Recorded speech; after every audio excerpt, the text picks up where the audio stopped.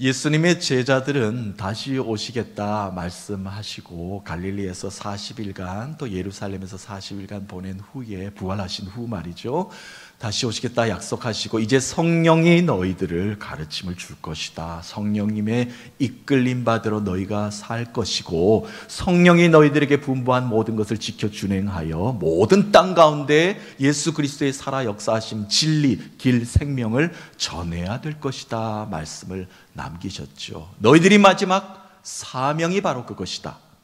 지상대의 명령을 주님께서는 주셨습니다. 제자들은 예수님이 하신 말씀 분부에 그대로 준행을 합니다. 고향으로 가지 않고 예루살렘으로 다시 모여들기 시작하지요. 무엇을 합니까? 너희들은 깨어 기도해야 될 것이다. 성령이 올 때까지 너희들은 쉬지 말고 기도해야 될 것이다. 제자들은 모여서 기도하기 시작합니다.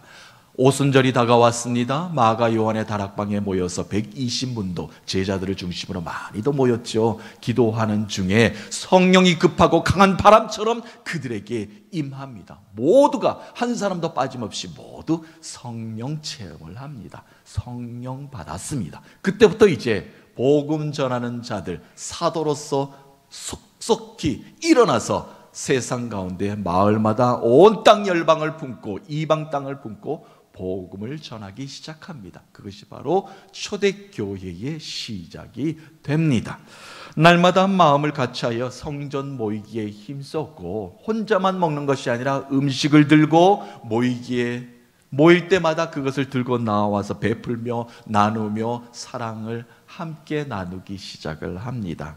또한 하나님을 찬미함으로 온 백성들 가운데 그것을 지켜보던 많은 사람들 가운데 칭송을 받게 되었으며 구원받은 자의 수가 모일 때마다 또 모일 때마다 수가 늘어났다라고 성경은 기록하고 있습니다. 그것이 바로 사도행전 2장까지의 기록된 말씀이죠. 자, 오늘 3장이 이제 시작되고 있는데요. 자, 성령 받은 자들, 하나님의 능력을 품은 자들, 또한 하나님의 능력을 세상 가운데 선포할 권한을 부여받은 자들이 이제 어떻게 하고 있는가? 베드로와 요한을 중심으로 오늘 이야기가 풀어지고 있습니다. 하나님의 능력의 기적이 선포되는 장면을 우리에게 소개하고 있습니다.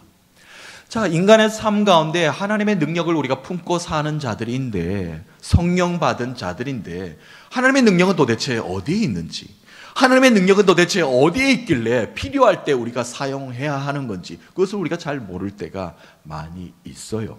그런데 처음 성령 받은 자, 하나님의 능력을 세상 가운데 선포하는 기적을 베푼 자들, 오늘 베드로와 요한을 통해서 우리 또한 이 하나님의 능력을 어떻게 품고 살아야 되며 이 능력을 세상 가운데 어떻게 전해야 되는가를 여러분과 말씀을 통해서 좀 붙잡아 보았으면 합니다. 자, 이 베드로, 요한, 그들이 베푼 하나님의 능력은 무엇에 담겨져 있는가? 그들이 하는 기도 속에 고스란히 담겨져 있었습니다. 시간을 정해놓고 이들은 성전을 올라갔습니다. 하루 3번 하나님의 뜻하심이 무엇인가? 성령님이 우리를 어떻게 붙잡아 주시는가? 우리가 해야 될 일들이 무엇인가? 하나님께 물어보기 위해서, 예배하기 위해서, 기도하기 위해서 3번 시간을 정해놓고 아침, 점심, 오후에 이렇게 성전을 찾았습니다. 오늘 말씀에도 보니까 오후 3시에 베드로와 요한이 성전을 기도하기 위해서 올랐다라고 말씀이 이렇게 시작이 되지요. 기도하는 자들에게는 성령이 함께 동행해 주십니다. 기도하는 자들에게는 하나님의 능력의 삶으로 붙잡아 주십니다. 또한 그 능력을 전하는 권한과 능력을 고스란히 담아내게 만들어 주십니다. 그 베드로와 요한의 이야기로 시작이 됩니다. 한 사람이 더 등장을 하지요. 이 사람은 태어날 때부터 한 번도 걸어본 적이 없는 자입니다. 그래서 그냥 늘 앉아서 성전을 드나드는 사람을 바라보면서 문편 앞에 앉아서 한 푼 달라라고 구걸하는 거린으로 일평생을 사는 자였습니다. 누가 동전 던져주면 그것으로 하루를 빌어먹고, 동전 던져주지 않으면 그냥 굶어야 되는, 스스로 자기 인생을 개척해 나갈 수 없는 사람이었습니다. 예루살렘 성전문을 향하는 아름다운 문이라 이름하는 미문입니다. 그 미문 앞에 앉아서 구걸하는 한 사람을 또 소개하고 있습니다. 자, 기도하러 이제 성전을 찾고 있던 이 제자들의 눈에, 마음에 이 구걸하는 한 사람이 눈에 들어왔습니다. 자, 하나님의 능력을 이제 그에게 베풀지요. 기도하는 자에게 그런 사람이 보입니다. 기도하는 자에게 하나님의 능력을 전달할 수 있는 시간이 부여됩니다. 기도하는 자에게 하나님의 능력이 그들에게 베푸는 사랑과 긍휼이 전해집니다. 자, 기도가 이만큼 중요하다는 것을 우리에게 일깨워주는 대목이기도 합니다. 이 베드로와 요한이 기도하러 가는 길 위에서 그를 바라보고 발걸음을 멈추게 됩니다. 도움이 필요한 한 사람과 만남이 이제 이루어지게 된 것입니다. 기도하는 모든 것에 하나님이 그의 발걸음을 멈추게 하셨고, 기도하는 자를 통해서 하나님의 능력을 선포하기 위해서 이 지금 베드로와 요한을 들어서 사용하시는 것을 우리가 알 수가 있습니다. 하루 3번 나라와 민족을 향하여 창문을 열고 기도했던 사람, 다니엘입니다. 우리는 너무나 잘 알고 있지요, 다니엘의 이야기를요. 바벨론의 포로로 끌려간 다니엘이었습니다. 하나님이 그를 높이 들어서 사용하셨지요. 바벨론이라는 땅, 포로로 끌려간 자가 높은 관직에까지 이르렀습니다. 총리의 자리까지 올랐으니 얼마나 하나님께서 높이 들어서 사용하셨다는 것을 우리가 짐작을 하게 됩니다. 이를 시기 질투한 사람들이 옆에 많이 늘어날 것 아닙니까? 이스라엘 사람, 예루살렘에 있는 사람이 어떻게 바벨론에게까지 이렇게 높은 관직에 오를 수 있는가? 있을 수 없는 일이다. 고관들은 어떻게 하면 다니엘을 내릴 수 있을까? 끄집어 내릴 수 있을까? 늘 현안이 되어 있습니다. 그때 고관들이 한 가지 제안을 왕께 합니다. 왕이시여, 지금부터 한 달간 30일 동안 누구든지 왕 외에 어떤 신에게 간구하거나 빌거나 기도하는 소리가 이 성 안에 들린다면 그를 잡읍시다. 그래서 그를 잡아서 사자굴에 던집시다 라고 제안을 합니다. 왕은 들으니까 좋죠, 그렇게 하자라고 왕은 법령으로 정하고 전역에다가 방을 붙이고 공포를 하게 됩니다. 어느 누구도 왕 말고는 신께 예배할 수도 없고 기도할 수도 없다라는 것입니다. 그를 보면은 고발하라, 잡아오라는 것입니다. 다니엘은 고관이기 때문에, 높은 관직이 있기 때문에 이 회의에도 참석하였을 것 아닙니까? 다 듣고 있었죠. 자신을 모험하려는 술책인지 알았을 겁니다. 그런데 개의치 않았습니다. 다니엘은 자기 집으로 돌아왔습니다. 그리고 예루살렘을 향하는 창문을 또 오늘도 활짝 열었습니다. 그리고 무릎을 꿇고 나라와 민족을 붙잡고 붙들고 기도하였습니다. 간구하였습니다. 이처럼 창문을 열고 나라와 민족을 붙들고 기도하는 다니엘의 기도 가운데 하나님의 능력이 다니엘에게 임하였습니다. 그리고 하나님의 능력은 기도하는 자에게 부어주셨고, 다니엘 한 사람을 통해서 포로로 끌려간 자들 또한 예루살렘에 있는 많은 사람들에게 새 힘과 용기를 심어 주었습니다. 기도하는 자를 통해서 하나님의 능력이 나타난다는 것을 한 사람을 통해서 우리에게 발견할 수 있었습니다. 우리도 예배할 때마다 곳곳에서 기도하지 않습니까? 예배 모임 때마다 우리는 성령님의 간구하며 기도하고 있습니다. 수요 기도 때 보면은 성령 충만합니다. 많은 분들이 시간마다 모여서 성령의 갈급함으로 하나님께 성령을 구하며 인재를 구하며 기도하고 있습니다. 제가 감사한 것은, 기쁜 것은 수요 기도에 나와서 기도하시는 많은 분들이 저에게 간증을 많이 하셔요. 목사님, 이러한 일이었는데 제가 기도에 응답 받았습니다. 목사님, 제가 시간을 두고 기도하고 있었는데 그 기도 응답이 이루어지지 않았습니까? 제가 다 나았습니다. 모든 것이 해결되었습니다. 감사합니다. 그 기도의 자리가 우리 교회에 있다는 것이 얼마나 행복한지 모릅니다. 이런 간증을 들을 때마다 얼마나 저도 기쁜지 모릅니다. 얼마나 감사한지 모릅니다. 저도 최근에 응답받은 기도에 대해서 여러 성도님들에게 좀 간증을 하도록 하겠습니다. 제가 지난 한 달간은 너무나 바쁜 일정을 보내지 않았습니까? 성지순례 한 2주간 성도님들과 함께 했죠. 또 청년들과 함께 단기 선교했죠. 그냥 다녀오는 겁니까? 그렇지 않지요. 목적이 있고 방향성이 있고 해야 될 일이 있고 엄청난 과제를 안고 갔다 오게, 또 마음은 얼마나 무겁습니까? 해야 될 일이 많으니까요. 그래서 오른쪽 발목이 조금 다친 부분이 있었는데 염증을 채 치료하지도 않고 그 일정을 다 소화를 하고, 그 과정이 좀 힘들었어요. 그래서 장시간의 비행기를 타고 이동해야 되기 때문에 갑자기 그 염증이 자꾸 부어온다는 느낌이 조금씩 본인은 알지 않습니까? 들었는데, 그래서 다시 또 마치고 다음 과정을 또 수행하러 청년들과 함께 가야 되는데 오른쪽 발목이 너무 힘들어서 또 주일을 맞이하니까 성도님들에게 좀 걸음걸이가 이상한 걸음걸이를 보일 수는 없지 않습니까? 그래서 저는 열심히 걸음걸이를 보이지 않으려고, 또 목사님이 어디 아프신가 하면은 또 근심이 되잖아요. 그래서 열심히 걸었는데 성도님들이 눈치를 못 채셨을 거라 저는 생각이 들어요. 그래서 저는 건강하게 잘 걸었는데, 그러나 저는 뭐 속이 염증이 계속 이렇게 아프니까. 그런데 수요일이 되었는데 수요 예배 기도회가 있지 않습니까? 예배하러 가야 되는데 그날따라 너무 아픈 겁니다. 너무 힘들어서 디딜 수 없으니까 다음발에 걸음이 안 되지 않습니까? 그래서 여기까지 오는 데까지도 너무 힘들었어요. 그러나 성도님들이 안 볼 때 나는 빨리 가서 본당에 가서 들어가 있어야지. 아무도 못 봤습니다. 성공. 여기까지 와서 이제 찬양하고 기도하고 말씀 전하고 다 했습니다. 뭐 어떻게 서서는 할 수 있으니까 말이죠. 자, 그리고 나서 이제 성도님들과 나라와 민족을 붙잡고 교회를 붙잡고 우리 부서를 붙잡고 기도하고 마지막에 이런 기도를 합니다. 환우들을 위해서 기도합시다 라고 이제 기도하는 시간이 있었어요. 구역마다 환우들이 많지요. 또 이 자리에는 아프신 분들이 많을 줄 압니다. 아픈 부위에 손을 대고 주님의 안수하심을 기대하며 기도합시다 라고 선포는 이렇게 하면서 마음속으로는 주님, 저도 아파요. 이런 생각이 마음속에 간절한 겁니다. 그래서 강력하게 우리 주여 한번 외치고 기도합시다. 저도 뭐 성도님들이 기도 소리가 들리는 동안 저는 더 크게 기도했습니다. 주여, 지금 제가 해야 될 일이 너무나 많습니다. 이 오른쪽 발목 많이 부어오고 있는데 이 염증 빨리 가라앉아야 됩니다. 라고 기도를 하기 시작을 하였다는 겁니다.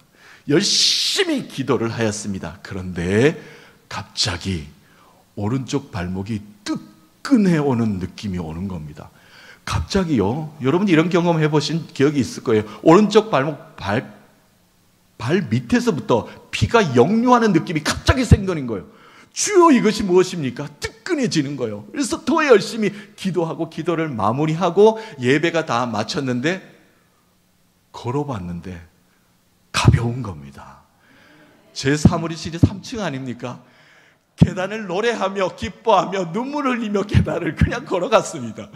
그 다음 날부터 우리 목사님들이, 목사님 어떠십니까? 괜찮아요. 다 나았습니다. 수요 기도에 열심히 하세요. 다 나았습니다. 저는 여러분께 간증할 수 있습니다. 그런데요, 제가 아픈 걸 알고 그 다음날 목요일 금요일쯤에 병원으로 나오라고 우리 병원 과장님께서, 우리 박관진 장로님께서 저에게 약속을 한 게 있었어요. 근데 연락이 온 겁니다. 장로님 안 가도 될 것 같습니다. 다 나았습니다. 어찌 그런 일이 있습니까? 기도해서 나았습니까? 그게 최고입니다. 그렇죠. 그런 겁니다. 기도하면 다 된다는 겁니다. 기도로 나았습니다. 여러분들도 기도하면 나을 줄로 믿습니다. 이런 간증이 목사로부터 임해지니 여러분들은 오죽하겠습니까? 기도로 이렇게 응답받는 우리 교회 될 줄로 믿습니다. 기도에는 이처럼 능력이 있습니다. 기도하면 힘을 줍니다. 우리가 다시 일어서게 만들어 줍니다. 사랑하는 성도 여러분, 하나님의 능력은 어디에 숨겨져 있습니까? 우리 가운데 있습니다. 기도하면 다 나타나게 되어 있습니다. 기도하면 능력이 나타납니다. 기도하면 기적이 일어납니다. 기도하러 가는, 예배로 가는, 교회로 가는 길 가운데 능력이 나타납니다. 그 마음에 이미 하나님의 능력이 담겨져 있기 때문입니다. 그 하나님의 능력을, 기적을 경험하시는 여러분 되시기를 주의 이름으로 축복합니다. 하나님의 능력은 어디에 있는가? 자산 관리에 있습니다. 이게 무슨 얘기인가 싶죠? 좀 제가 말씀을 좀 풀어갈게요. 이 자산 관리라는 것을 여러분들 좀 아실 터인데, 개인이나 기업은 말이죠, 자신들이 소유한 자산의 가치를 이제 극대화하고 재정을 잘 관리하여서 안정적인 미래를 이제 보장받기 위해 자산을 잘 관리하기 위해서 노력을 합니다. 예, 그렇죠. 기업은 다 필요한 일입니다. 그러기 위해서는 지금 자신이 보유하고 있는 자산이 무엇인지, 또한 얼마인지를 정확히 알고 있어야 됩니다. 그래야만 잘 관리를 할 수 있을 것이고 더 나은 미래를 보장할 수 있게 되는 것이죠. 그것을 바로 자산 관리를 한다라고 표현을 합니다. 이와 마찬가지입니다. 우리의 믿음의 성도들은 우리가 소유하고 있는 예수 복음이라는 것이 있습니다. 또한 구원의 믿음을, 자산을 우리가 잘 보유하고 있는지, 예수 가치를 잘 활용하고 있는지를 스스로 잘 점검할 수 있어야 합니다. 믿음의 자산이 잘 관리되지 못하면 영적 위기를 맞이할 수밖에 없고요. 그런 영적 위기 가운데 넘어지면 다시 일어서는데 시간이 많이 걸립니다. 다시 일어서는데 너무 어려움을 겪게 됩니다. 우리도 마찬가지라는 겁니다. 영적인 자산이 있습니다. 예수 그리스도입니다. 그것을 우리가 늘 관리하며 우리가 예수 그리스도를 잃어버렸는가, 잊어버렸는가, 어디 빼앗겼는가를 늘 점검하며 살아야 된다는 말이 되겠습니다. 다시 오늘 본문의 말씀으로 또 오면요, 베드로와 요한이 성전 미문에 앉아서 구걸하는 이 거린을 바라봅니다. 그를 주목하였다라고 성경이 기억합니다. 그를 빤히 쳐다보면서 하나님의 능력을 그에게 이제 선포하려고 다가갑니다. 이렇게 베드로가 이야기합니다. 우리를 보라. 귀로 들었죠. 동전 던져주기를 기다렸던 자는 지나가는 사람 얼굴 쳐다보겠습니까? 안 봅니다. 그냥 손만 이렇게 뻗고 있었겠죠. 그런데 무엇을 얻을까 더 강력하게 공고를 하니 걷지 못하는 거리는 베드로를 이제 뚫어져라 쳐다보게 됩니다. 두 사람이 이제 눈이 마주쳤을 것 아닙니까? 그랬더니 베드로가 이런 유명한 말을 남깁니다. 당신이 원하는 은과 금은 우리에게 없다. 돈을 줄 수는 없다. 하지만 우리에게 있는 이것을 주노니 나사렛 예수 그리스도의 이름으로 일어나 걸으라. 베드로와 요한은 그들이 가지고 있는 예수 이름에 가치 있는 자산을 그때 비로소 능력으로 활용하였습니다. 하나님의 능력은 은과 금에 있는 것이 아닙니다. 하나님의 능력은 인간의 가치 기준으로 여기는 돈에 있는 것이 아니었습니다. 예수 이름이 선포되어지는 것에 있다는 것을 증명해 보였습니다. 어느 날 한 부자 청년이 예수님께 제자가 되겠다고 찾아왔습니다. 예수님, 선생님이시여, 선생님의 제자는 부자들이 없습니다. 나처럼 돈 많은 사람 제자 한 명 두면 좋을 것 아닙니까? 나는 많이 배웠습니다. 많은 것을 가지고 있습니다. 제자 한 명쯤에 돈 많은 사람이 있으면 최고 아닙니까? 나를 제자 삼아 주소서. 또한 나는 율법을 잘 알고 있습니다. 십계명도 다 지켰습니다. 그 중에 뒤쪽에 있는 이웃을 사랑하는 거 다 지켜 준행하였나이다. 이 정도 되면 저는 예수님의 제자가 될 자격이 있지 않습니까? 예수님께서 대답하십니다. 옳도다. 제자 될 자격이 있다. 그런데 한 가지가 부족하다 말씀하십니다. 무엇이냐면 너가 가지고 있는 모든 재산을 다 팔아서 다 모든 사람에게 나누어 주라. 일부분을 나누어 주라도 아닙니다. 모두를 돈으로 만들어서 다 나누어 주라. 그리고 나를 따르라 라고 말씀합니다. 이 부자 청년은 아무 말도 대꾸도 예수님께 하지 않고 마음속에 수심이 근심이 가득하여 그 자리를 떠났다 라고 말씀이 마무리가 됩니다. 이 부자 청년은 돈을 버리지 못하여, 은과 금을 버리지 못하여 예수님의 제자가 되지 못했습니다. 그토록 원하던, 제자가 되고 싶어 온 것 아닙니까? 그런데 제자를 포기하였습니다. 하나님의 능력의 삶을 살지 못하고 그냥 자신은 이 땅 가운데 자신의 자산만 관리하다가 죽었을 것입니다. 예수님께서 또 어느 날 베다니 한 지역에 가셨습니다. 시몬이라는 사람 집에 식탁 교제를 하러 갔습니다. 식사 초대를 받아 가셨죠. 근데 한 여인이 그 식탁에 함께 들어와서 이렇게 자리를 함께 합니다. 누가 초대하지도 않았는데 말이죠. 이 여인은 자신의 가장 귀중한 옥합, 나드 한 옥합, 엄청난 돈과도 비교할 수 정도로 큰 겁니다. 뭐 전재산, 물려받은 자산이겠죠. 그것을 그 순간 깨뜨립니다. 왜 깨뜨렸는가? 예수님께 내가 받은 은총과 은혜가 너무나 커서 감사할 수 있는 방법은 이거밖에 없다. 보니까 예수님은 누구 집에 초대를 받으면 그때 풍습이 그랬지 않습니까? 발을 씻어줬는데 발을 씻어주지 않았던 모습이 보였나 봅니다. 예수님께 다가가서 예수님의 발을, 그 옥합을 깨뜨려서 발에 붓고서는 깨끗하게 닦아주는 겁니다. 눈물을 흘리면서 말이죠. 주님께 받은 은혜가 너무나 커서 이것이라도 제가 해야 되겠습니다. 자신의 모든 것이라 여기는 것, 가장 가치 있고 귀한 것을 주님께 드림으로써 더 귀하고 가치 있는 예수님을 그의 삶에 소유하게 되었습니다. 자신을 깨뜨림으로, 자신을 부서짐으로 더 소중한 하늘의 능력을 그 여인은 가지게 되었다는 말씀입니다. 하나님의 능력은 어디에 있습니까? 예수 이름을 소유하는 데 있습니다. 우리는 어느 순간 물질의 노예가 되어서 살아가고 있습니다. 은과 금만 있으면 모든 것을 할 수 있을 것처럼 그것만을 쫓아가며 살아갑니다. 그러다가 병이 나고, 그러다가 사람을 모두 잃어버리고, 그러다가 생을 어느 순간 마감합니다. 예수 이름을 소유해야 능력 있는 삶을 이 땅 가운데 살아갈 수 있습니다. 하나님의 능력은 은과 금에 있는 것이 아니라 구원의 이름, 예수 그 이름에 있는 줄로 믿습니다. 사랑하는 성도 여러분, 잠시 주저앉아 계십니까? 나사렛 예수 그리스도의 이름으로 다시 일어설 수 있습니다. 예수 이름으로 다시 새로운 삶을 경험할 수 있습니다. 믿음으로 선포하십시다. 그 믿음 위에 기적은 반드시 일어납니다. 다시 일어나 예전처럼 신나고 행복하게 걸을 수 있습니다. 그 은혜를 경험하는 이 시간 되시기를 주님의 이름으로 간절히 소망하며 축복합니다. 마지막으로 하나님의 능력은 어디에 있는가?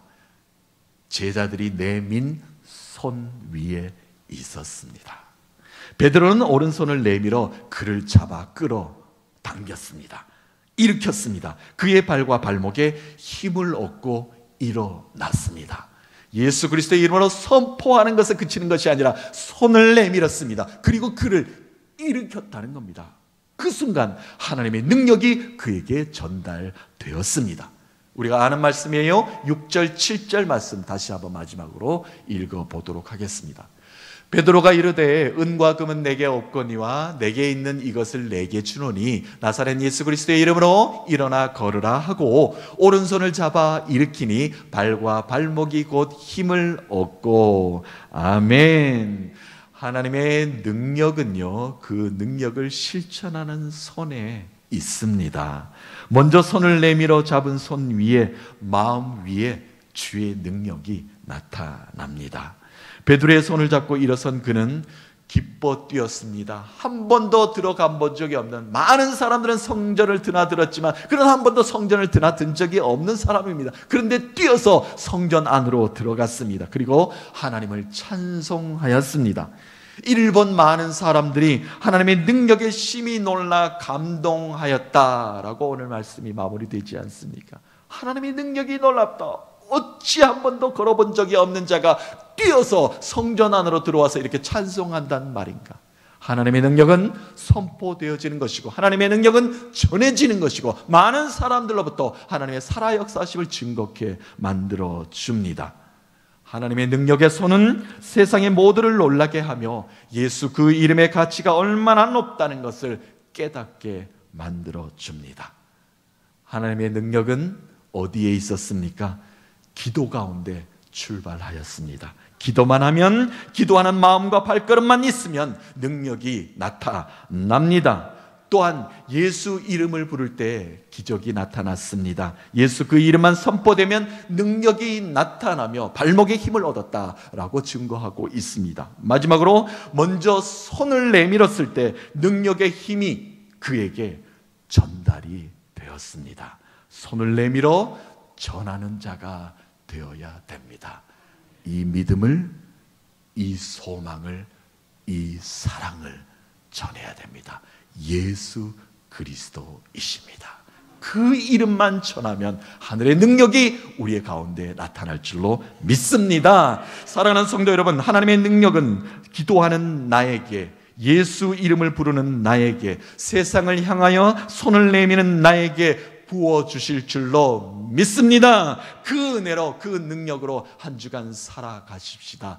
예수 그리스도가 나의 힘입니다. 예수 그리스도가 나의 능력입니다. 그 힘으로 한 주간 세상 가운데 승리를 선포하는 여러분 되셔서 세상을 넉넉히 이기고도 남는 그 은혜가 여러분의 기업 가운데, 여러분의 가정 가운데, 여러분의 후손들 찾아 손성 가운데 풍성하시기를 예수 그리스도의 이름으로 축복합니다.